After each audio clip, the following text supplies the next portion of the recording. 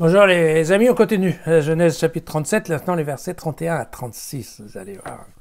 Ça sophistique, ils prirent la tunique de Joseph.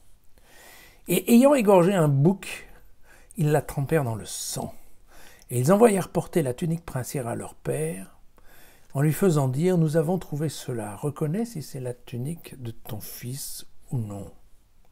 Bien entendu, Jacob reconnut la tunique, il s'écria, mais c'est la tunique de mon fils. Une bête féroce l'a dévoré. Joseph a été mis en pièces. Alors Jacob déchira ses vêtements, mit un sac à ses reins et prit le deuil de son fils pendant de longs jours. Et les Madianites le vendirent en Égypte à Potiphar, l'eunuque du Pharaon, qui était grand sommelier. Et oui, les petits malins, hein.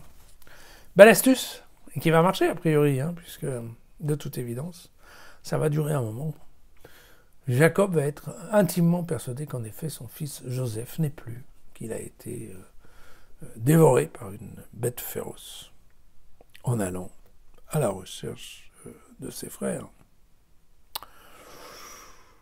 Tiens, on se rend compte d'ailleurs que ce sont maintenant les Madianites qui font la vente de Joseph à Potiphar. Vous voyez, Potiphar, c'est un homme que nous allons croiser assez souvent dans cette fin de Genèse. Voilà. Le comportement de Jacob, qui est de mettre un sac autour de reins et de déchirer les vêtements, c'est typique des attitudes de deuil dans l'Ancien Testament.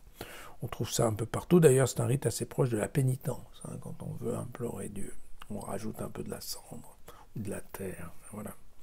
Et puis, en fait, commence à avec ce passage, en fait, commence à se définir ce qui va être l'intrigue des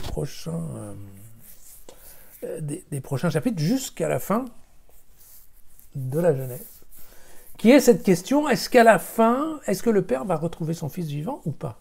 Parce que, pendant que le père est en deuil, vous voyez que les Madianites, eux, vendent le fameux Joseph à un employé du Pharaon. Donc, voilà. Vont-ils se retrouver ? Oui ou non ? Et c'est ce que nous allons voir dans les prochaines journées. Voilà, à demain.